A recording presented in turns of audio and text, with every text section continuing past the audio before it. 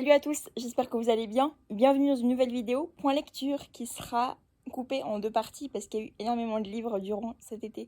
C'est belles vacances. On commence avec Vanessa, une nouvelle collection des Happily Never After, écrite par Laurie Langson, publiée aux éditions Hachette Heroes. Dans cette histoire, on va suivre les débuts d'Ursula avant la petite sirène, où elle va donc décider de se transformer en être humain du nom de Vanessa pour avoir ce qu'elle n'a pas dans le monde d'Atlantica, ça veut dire l'amitié, l'amour et tout ce qui s'en rapproche.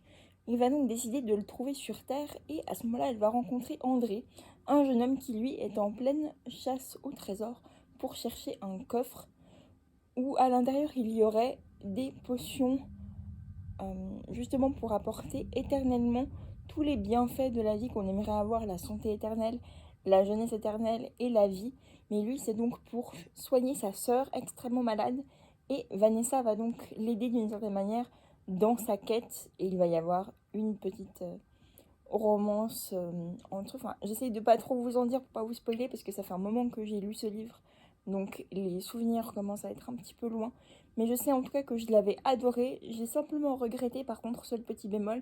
Même si vous me direz c'est censé être une histoire avant ce qui s'est passé, ce qui se passe dans le... pour l'histoire de la petite sirène. Mais j'ai regretté qu'il n'y ait peut-être pas plus de références au conte, même s'il était à venir. Et que finalement, qu'il n'y ait peut-être pas plus d'éléments du pourquoi, du comment en lien avec l'histoire de la petite sirène. Enfin bref, vous me direz ceux qui l'ont lu si vous en avez pensé autrement, mais en tout cas pour moi c'était le seul petit bémol. Autrement, j'ai vraiment adoré l'histoire. C'est du conte, de la magie, de la mythologie, tout ce qu'on aime, de l'aventure, des personnages tous plus attachants les uns que les autres. Donc franchement, je vous le recommande à 1000%.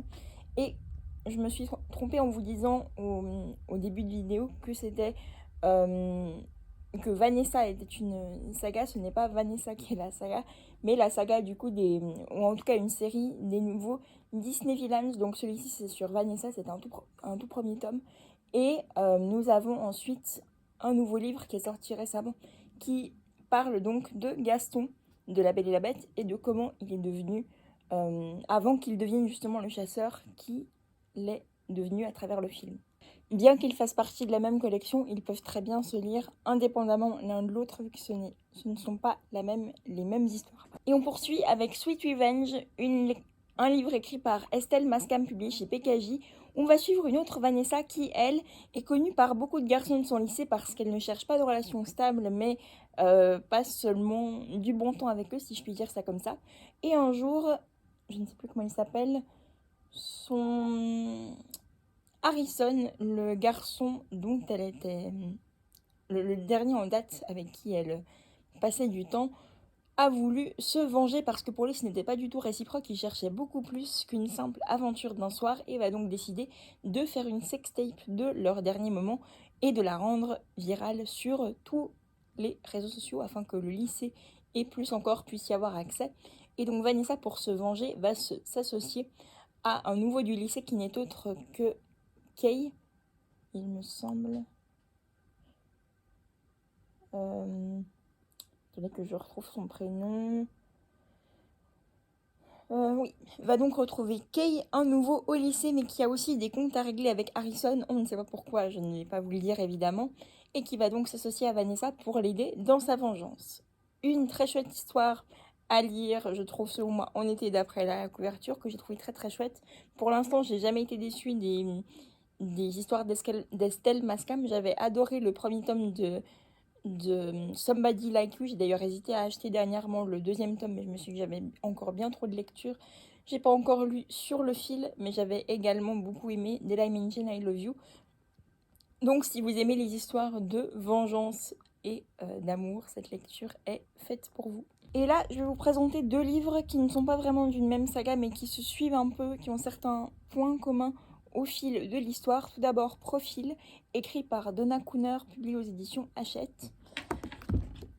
Et toujours de la même autrice à la même maison d'édition, Screenshot, qui est le livre de préférence à lire apparemment. Ils disent que il disait que Profil serait le premier tome.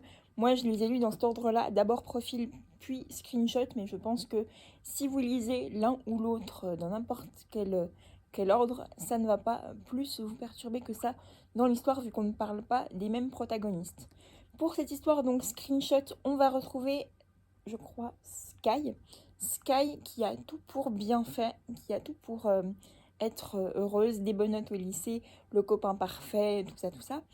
Mais un jour, justement, on revient un peu sur le thème du harcèlement en ligne, va donc être menacée pour... on va la faire chanter pour ne pas avoir à publier une vidéo d'elle en petite tenue assez gênante qu'elle ne veut surtout que personne ne voit parce que ça pourrait littéralement ruiner toute sa vie.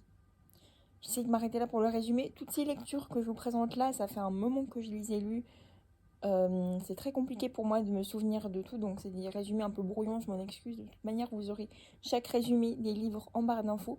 Mais j'ai trouvé assez sympa. Bon, celle-ci un peu moins que le premier tome dont je vous parlerai juste après. Celle-ci était sympa, mais ouais, j'ai pas forcément plus croché que ça. Je trouvais le personnage de Sky un peu... Ouais, qui se laissait pas faire, mais en même temps, je sais pas, je m'attendais à plus de... Je sais pas, il m'a manqué des choses que j'arrive pas à citer comme ça. Mais malgré tout, je pense une lecture qui peut être assez intéressante suivant comment, qui montre à quel point, voilà, il faut être assez vigilante et vigilant par rapport à ce qu'on veut montrer de soi sur la toile et se rendre compte que suivant ce qu'on aime, hein, ça peut nous porter préjudice sur notre futur. Donc voilà, je trouve, malgré tout, c'était un sujet très intéressant, mais pour moi, c'était voilà, une bonne lecture sympa à lire en été, mais un sans plus pour autant.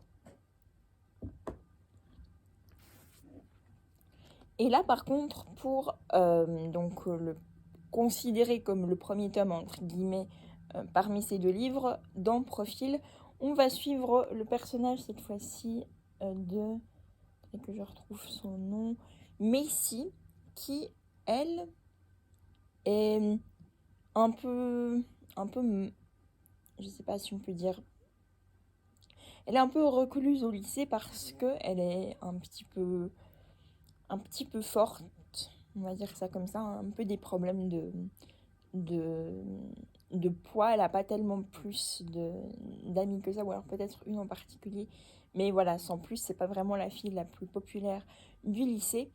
Et comme elle en a tellement marre de se faire critiquer, pas inviter, enfin de ne vraiment pas pouvoir vivre aussi bien qu'elle l'entend parmi son lycée, elle décide de se créer un faux profil sur les réseaux afin de passer pour une fille qu'elle n'est pas, mais grâce à qui sa cote de popularité va monter d'un coup et donc se transformer en quelqu'un qu'elle n'est pas, c'est-à-dire la fille belle, mince, sans aucun problème, avec des tonnes d'amis, un copain parfait, enfin bref.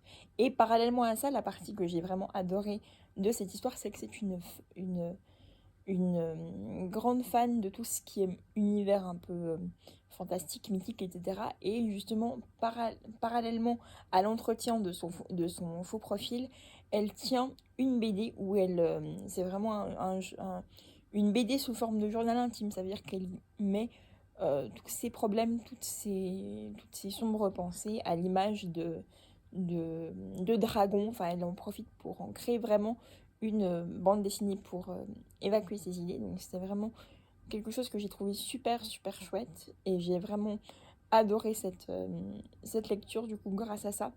Et j'étais contente d'avoir lu un livre sur le thème de quelqu'un avec enfin qui n'était pas comme chaque fois comme la majorité des personnages qu'on rencontre. Vous voyez, c'est un peu une histoire inédite que j'ai trouvée hyper intéressante, hyper prenante. Je trouve qu'il devrait y en avoir beaucoup plus de ce style-là. Si vous l'avez déjà lu, Dites-moi ce que vous en pensez si vous ne l'avez pas encore lu. Franchement, elle est top, donc foncez. Je termine cette vidéo avec Rulantica. Cette fois-ci, une lecture vraiment toute récente où on va suivre le personnage de Aquina, qui est une sirène qui vit dans le fond de la mer, où à la surface se trouve le royaume des dieux, Asgard, et Loki a un jour avant sa naissance lancé une pierre qui a créé donc l'île de Rulantica, l'île où habitent toutes les sirènes en dessous, et Aquina a défense comme toutes les sirènes de se rendre sur cette île car il pourrait être emporté par la magie des dieux. En fait, Loki a lancé cette pierre par jalousie vis-à-vis des humains, car il était jaloux du lien que les humains entretenaient avec ses autres frères dieux. Donc c'est pour ça qu'il a lancé cette pierre.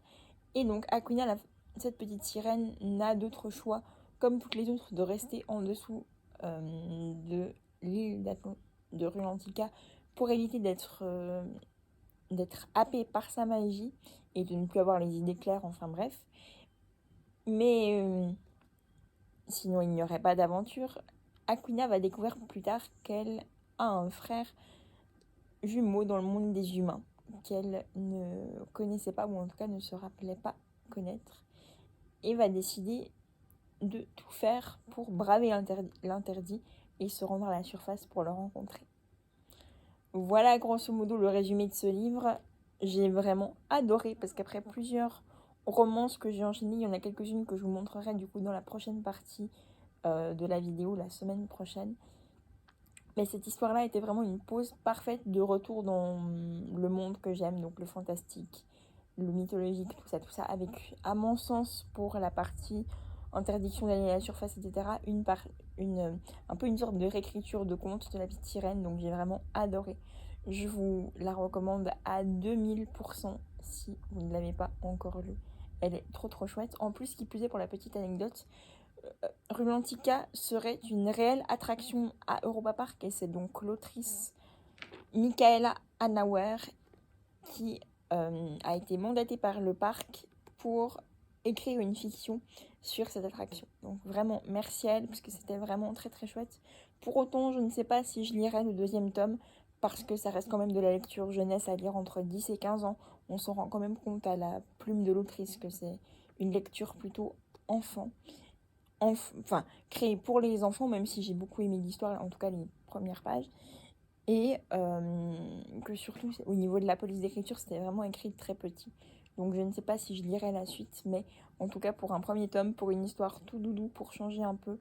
Enfin doudou non, parce qu'il y a quand même des monstres et tout, mais une chouette histoire fantastique pour changer un peu de la romance et tout, c'était vraiment très chouette. Donc merci à elle de nous avoir écrit cette chouette histoire. Et j'ai aussi oublié de vous dire que c'était publié chez Michel Lafonpoche. Voilà, c'est la fin de cette vidéo. J'espère qu'elle vous a plu. Merci beaucoup de l'avoir regardée. Je vous dis à très bientôt pour de nouvelles aventures. Et d'ici là, prenez soin de vous. Ciao!